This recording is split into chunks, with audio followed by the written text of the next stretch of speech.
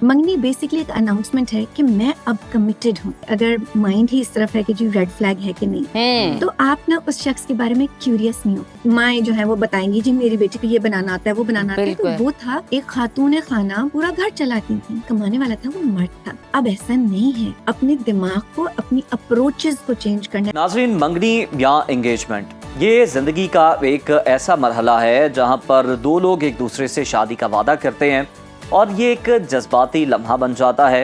मगरबी मौसमों में तो मंगनी का एक मखसूस तरीका है। लड़का घुटनों के बल बैठकर लड़की से शादी की दरख्वास्त करता है और अगर लड़की हाँ कहे तो फिर अंगूठी पहनाई जाती है।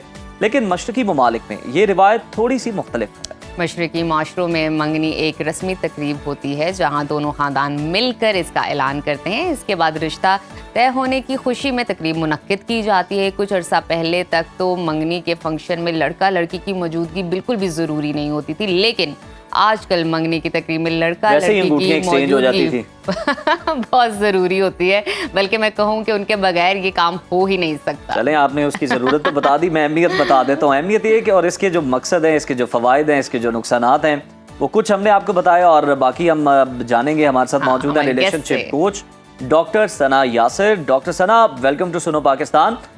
ये बताइए कि नई जिंदगी की शुरुआत करने से पहले मंगनी की क्या अहमियत है और आप आज के दौर में इसे कितना जरूरी समझती हैं? पहले तो आप दोनों को बहुत सलाम और बहुत सलाम। इम्पोर्टेंट टॉपिक मुझे बात करने के लिए आपने मौका दिया।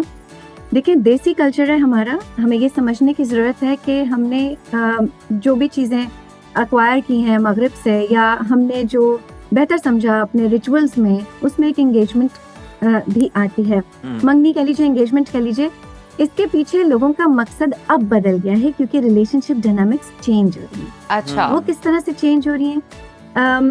अब लोग क्योंकि ज्यादा वोक हो गए हैं, ज्यादा अवेयर हो गए हैं, वो सतही चीजों पे गौर ज्यादा कर रहे हैं। किसकी दावत कितनी बड़ी हुई, किसने किसको कैसे तोहफे दिए, मेरी मंगनी कैसी होनी चाहिए, कौन कैसे तैयार होके आया, बिल्कुल, किसने किस ब्रांड का जोड़ा पहना। एग्जैक्टली। सो लोगों की नजर एक और चीज पे, उनका माइंड एक और चीज पे शिफ्ट हो चुका है। अब लोग ढूंढते हैं रेड फ्लैग्स। ठीक है, रेड फ्लैग्स ढूंढने वाले को क्या मिलेगा? Red flags. जब आप एक चेकलिस्ट लेके फिरेंगे कि हाँ जी मेरी तो मंगनी हो गई, लेकिन मुझे तो ये प्रॉब्लम हो रहा है, वो प्रॉब्लम हो रहा है। डॉक्टर सना, आपने बड़ी बेहतरीन बात की है। ये तो ऐसे ही है ना, इसकी एक मिसाल ये भी है कि जब आप बहुत सारी अलामात के बारे में पढ़ रहे हो ना किसी बीमारी की, तो आपको लगता है इसमें से 90% तो अलामात आपके अंदर मुझे ही है। सॉरी, मुझे आपकी आवाज नहीं आई। अच्छा सना, मुझे ये बताइए कि अमूमन मंगनी का तो अरसा, लोग काफ़ी अरसा मंगनियाँ चलाते हैं, एंगेजमेंट चलाते हैं, लेकिन आप क्या समझते हैं एंगेजमेंट का जो अरसा है कितना टाइम होना चाहिए? क्योंकि हमने ये भी देखा है कि 2-2 साल मंगनियाँ रहती हैं, लेकिन जब शादी का टाइम आता है तो टूट जाती हैं। बिल्कुल।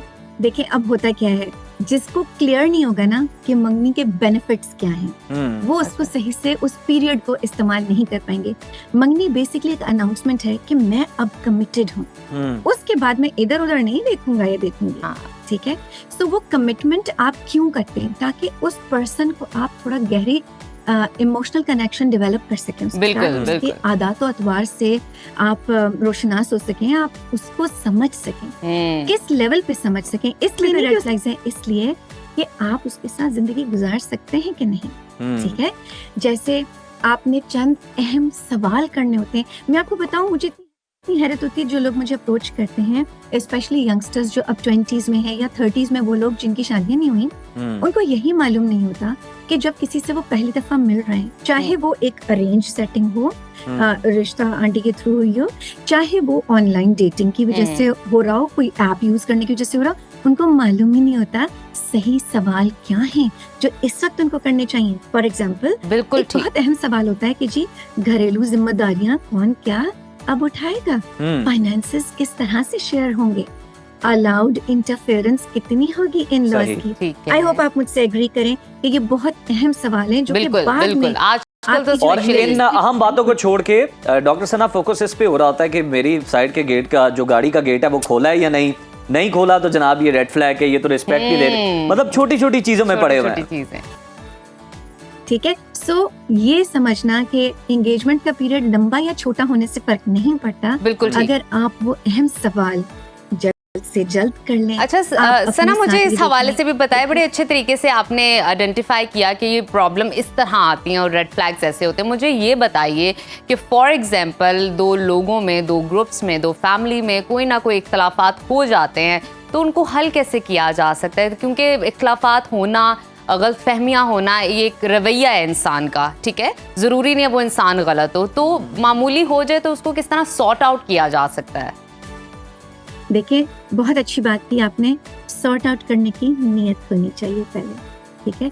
अगर आपको, जैसे मैंने बताया कि अगर माइंड ही इस तरफ है कि जी रेड फ्लैग है कि नहीं, तो आप ना उस शख्स के बारे में क्यूरियस नहीं हो, आप उससे ना वैल्यूज और गोल्स की बातें नहीं करते, आप सतही बातों में फंसे रहते हैं, ठीक है।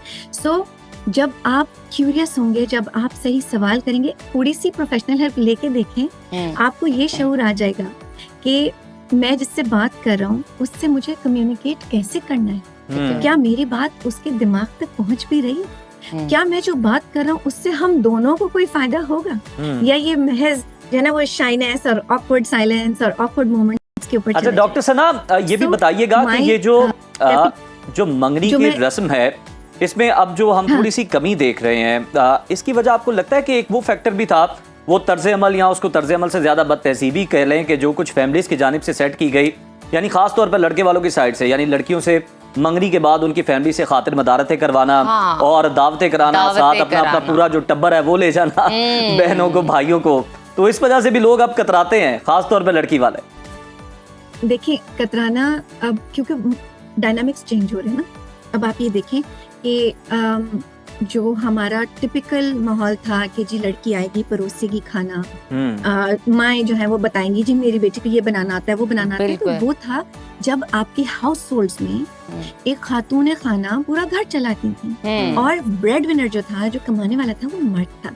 अब ऐसा नहीं है, वक्त के साथ, जिद्दत आने के साथ साथ हमको अपने दिमाग को, अपनी अप्रोचेस को चेंज करना है। पहले की अप्रोच क्या थी, चलें जी कितना कमाते हैं, बंगला है नहीं है, बाप के पास गाड़ी है नहीं है, इस तरह की बातें होती थी। आई एम सॉरी टू से, बट ये हमारी रियलिटी है, ठीक है।